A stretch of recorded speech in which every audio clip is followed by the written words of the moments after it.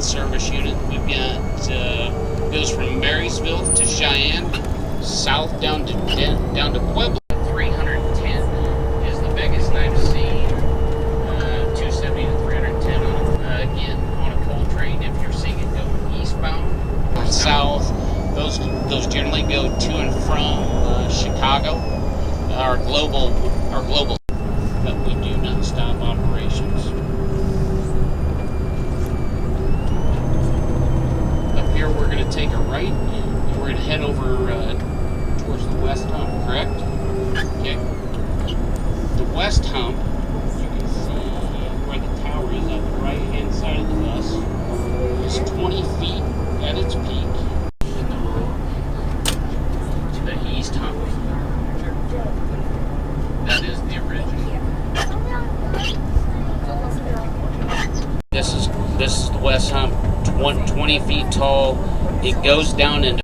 When they hump cars, wait for perspective for me yesterday. Think of a tree that is falling over. Will take in effect. This car needs to travel 1,600 feet. It needs to stop it. These retarders could actually stop a car in its tracks just immediately. The reasons a car can't be humped. Most times is because of whatever. Those are trains, they have the same origin point and they have the same destination. There's no reason for those trains to be classified because all those cars are going the same place. So a perfect example is a coal train. They go to the mines, they go to one coal plant, and come back to the mines again. No reason to classify it. So to expedite the movement of those trains, we have the run-through system. This is the east run through here.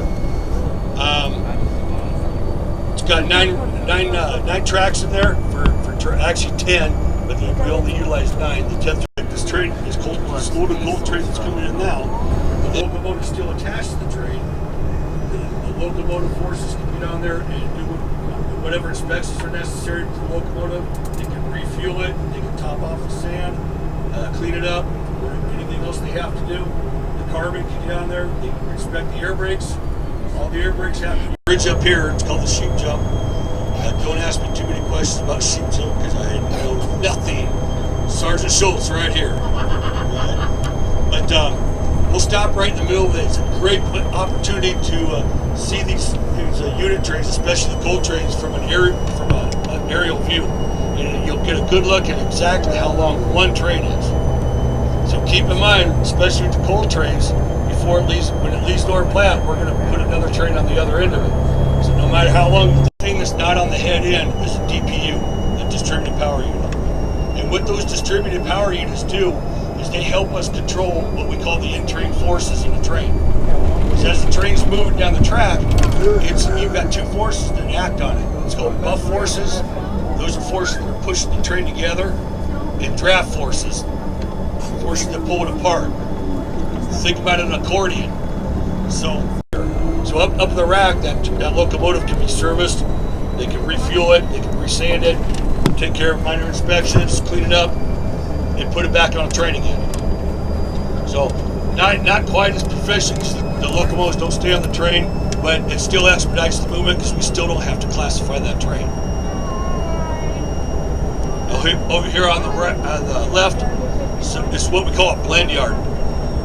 We do a lot of intermodal switching right here for our intermodal trains. There's also a few spare coal cars in there. Our coal trains, we're pretty much going two directions. I think the technology is there, and sure as heck it was. But I'll tell you what, honestly, folks, they're in the bunker, and they should be out doing something else sometimes. But they're probably in the bunker, Candy Crush, all that stuff. But nah, seriously, let's see. With all that brain power, they come up with some really neat ideas on how to make things more proficient out here, and it causes really interesting things to happen out here in the yard. You would think that there was aliens in charge of that stuff. So, yeah. And there still may be. You never know. Darth Vader might be in there. Ryan, I am your father.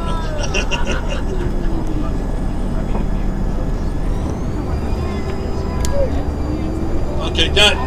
Interesting thing, little tidbit of information. You see all these trees around you and bushes. There's quite a few areas where you got that, a lot of open ground, things like that. Unofficially, the Bailey Yard is actually a game preserve in its own right. It's not an official game preserve. You can't come back here on a safari and look at the deer.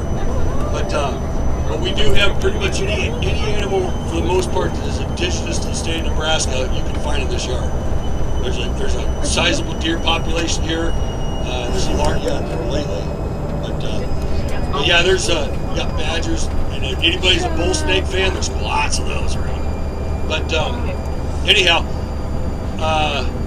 yeah, we do have about October, November time frame. There's a small pack of fox that come in here, and they feed on that rabbit population all winter long, and they disappear about April, May, March, into the blue tourist tour.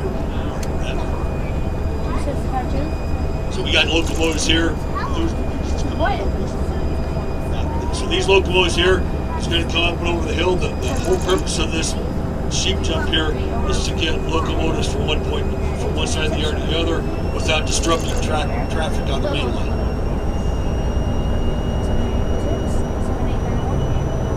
Yeah, radiators and dishes on the trucks.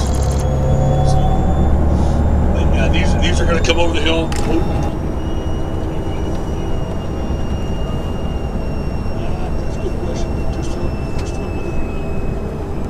Good question. I don't know. We'll just say 4-stroke because 2-stroke locomotives are incredibly loud. Our locomotives aren't as loud. Yes, ma'am. Are all the engineers qualified on the? It's a town of about 2,500 people, or 2,500. No, 25,000. I'll get it right one time. Thank you. Thank you. But yeah, that's a pretty sizable chunk of the population. Yes, dear. What's that?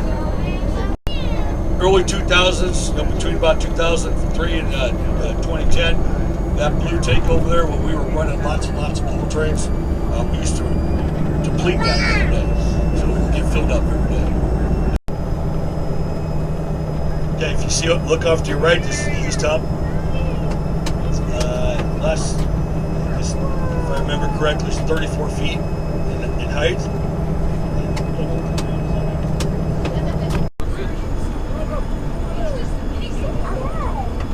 Oh yeah, it's pretty neat.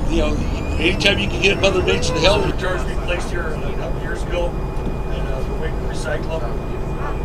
This is what they look like. Just the steel bars. The track goes right up through there. Our diesel shop has 12 bays in there, so 12 doors open on each side, and they can handle up to I think it's like 50 or 65 locomotives at any time.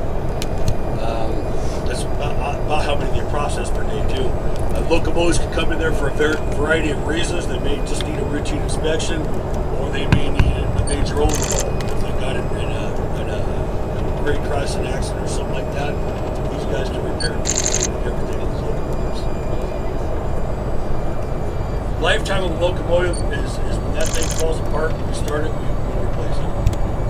It actually varies within service. You know, the locomotives, if they operate primarily in this area on the plains where it's nice and flat, they'll last a long time. But if they're out there in mountain service, running up and down mountains, you get a lot more wear and tear on them. They don't last near as long.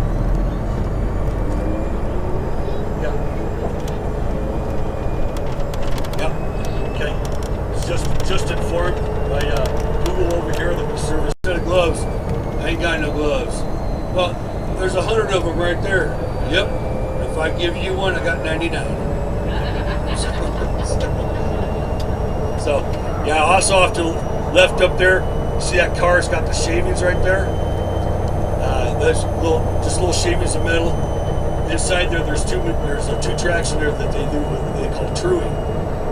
What they do is they park a locomotive on there and they make sure those wheels are perfectly right there. No, they do it on the locomotive. And for anybody that does any kind of bladesmithing or metalwork, those shavings make excellent Damascus steel. That's just a fact. I heard about that for sure. Yeah, heard it from a friend. Heard it from a friend. But if you have permission from my cook, you don't get it. Here's the one with the windows completely destroyed. That we're right next to, that Kurt likes to get right up close with. Yeah.